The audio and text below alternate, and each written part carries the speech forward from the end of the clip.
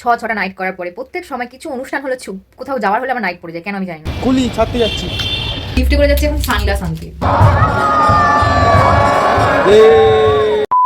High, আবার নিয়ে চলে আসলাম আরেকটা বড় ভ্লগ নিয়ে অনেক বছর পরে। হ্যাঁ, কারণ আজকে যাচ্ছে হচ্ছে ঘুরতে, মানে ঠাকুরের স্থানে। যাই হোক, অনেক বছর পরে একটু ঘুরতে যাচ্ছি। আমি যেহেতু নাইট করে এসেছি, চোখ মুখের অবস্থা থেকে বুঝতেই পারছো আশা করি। ছটা নাইট করার পরে প্রত্যেক সময় কিছু অনুষ্ঠান হলে কোথাও যাওয়ার হলে আমার নাইট পড়ে যায়, কেন আমি জানি না। যাই হোক, আজকে নাইট টাইট কমপ্লিট হয়ে গেছে, দিয়ে ভালো করে শ্যাম্পু ট্যাম্পু করে এখন আমি চলে এসেছি প্যাকিং করতে। মানে অলরেডি কিছুটা পাঠিয়ে দিয়েছি, যেহেতু দিদি আর জায়বাবু আমাকে নিয়ে যাচ্ছে ঘুরতে, তার সাথে মনা তো আছেই। তো সেই জন্য লাগেজে কিছুটা ওদের পাঠিয়ে দিয়েছি আগে থাকতে, আর তারপরে আমি কিছু আরও বেসিস নেসেসারিগুলো সেগুলো এখন প্যাক করব, কারণ এই কদিন একদম টাইম পাইনি, আর আজকে রাতেই ট্রেন। তো চলো, ব্যাগটাকে নিয়ে যাবো ঘোরার জন্য ওখানে, আর এই একটা স্লিং ব্যাগ। আর যেহেতু প্রচুর ঠান্ডা ওখানে, তাই জন্য মোজা নিয়ে নিয়েছি, আর এখানে টুকিটাকি কিছু খাবার জিনিস চকলেটস নিচ্ছি, আর এখানে নিচ্ছি হচ্ছে স্কিন কেয়ার, ফোন, চার্জার, আরও অনেক কিছু। তো আমি এখন রেডি হয়ে গেছি। তো দিদি যাওয়ার অলরেডি বেরিয়ে গেছে, কিন্তু বাসে করে যেহেতু আমি যেতে পারি না, আই হ্যাভ প্রবলেমস, তো তাই জন্য রাজের সাথে আমি মেট্রো করে যাচ্ছি, রাজ আমাকে ছাড়তে যাচ্ছে। তো এখানে আমি স্কিন কেয়ারটা করিয়ে নিয়েছি, আর আমি ফার্স্টে যেই ব্যাগটা দেখাচ্ছিলাম সেই ব্যাগটার জায়গায় বড় পিঠের ব্যাগটা নিচ্ছি, কারণ না হলে এত জিনিসপত্র এটাতে ধরতো না। তারপর এখানে আমি রেডি হয়ে গেছি, আর এখানে দেখো কোথায় যাবো, আর আমার পিম্পলস হবে না, ইটস ইম্পসিবল। এখন আমরা চলে এসেছি মেট্রো স্টেশনে, যে ট্রেন এখানে ঢুকে গেছে। তো করে চলে এসেছিলাম হাওড়া, আর এখানে আস্তে আস্তে আমাদের ট্রেনও চলে এসেছিলো, আর এখানে দেখো দিদি, জামাইবাবু আর যাদের সাথে আমরা যাচ্ছি তারাও চলে এসেছিলো।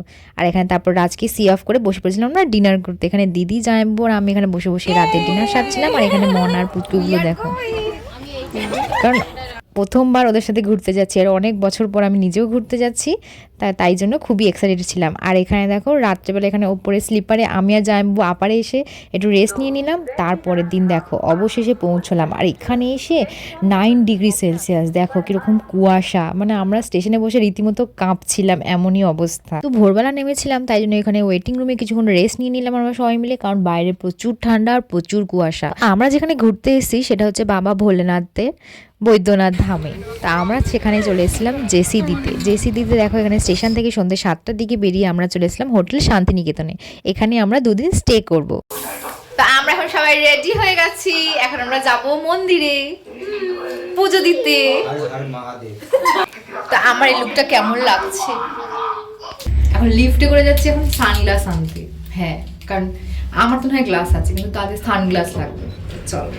তো আমরা এসেছিলাম বৈদ্যনাথ ধামে, যেখানে শিব পার্বতীর মিলন হয়েছিল। তো সেইখানেই মন্দিরে যাওয়ার জন্য এখন সকালবেলা আমরা টোটো করে বেরিয়ে পড়লাম মন্দিরের উদ্দেশ্যে পুজো দিতে। তো আমাদের হঠাৎ করেই প্ল্যান হয়েছিল, জামাইবাবু বলছিল যে ঘুরতে যাবে, কিন্তু কোথায় ঘুরতে যাবে সেটা আলটিমেটলি আমাকে লাস্ট মোমেন্টে বলেছে। তো তারপরে এখানে দেখো আমরা চলে আসলাম বাবার দর্শন করার জন্য, আর এখানে শুধুমাত্র ফুল আর জল দিয়ে পুজো হয়, এটা এখানে এসে জানতে পারলাম। আর এখানে ভেতরে ঢুকে দেখো এত ভিড়, আর এখানে মন্দিরটার সামনে দাঁড়িয়ে তো আলাদাই অনুভূতি লাগছিল, বেশ ভালো লাগছিল। তো এখানে প্রচুর ভিড় আর প্রচুর লম্বা লাইন, সেই জন্য সকালে গিয়ে তো ফার্স্টে বাবার দর্শন করতে পারিনি, সেই জন্য চলে গেছিলাম মা পার্বতীর দর্শন করতে।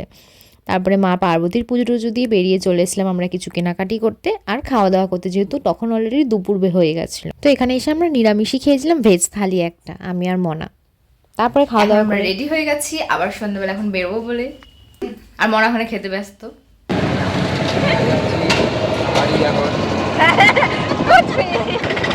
আমরা এখন সেকেন্ড টাইম যাচ্ছি অ্যাটেম্প করতে ভোলে বাবার দর্শনের জন্য, দেখা যাক।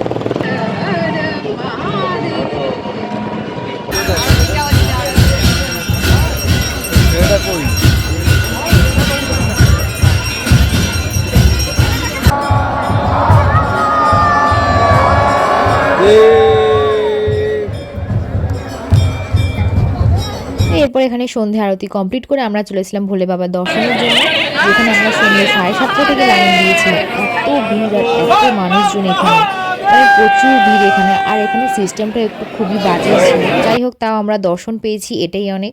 রাত 10টার সময় শেষমেশ দর্শন কমপ্লিট করে আমরা চলে এসেছিলাম রাতে ডিনার সেরে রুমে। তো আজকে দিনটা এভাবেই কাটলাম। তো দেখা হচ্ছে ডে 2 তে।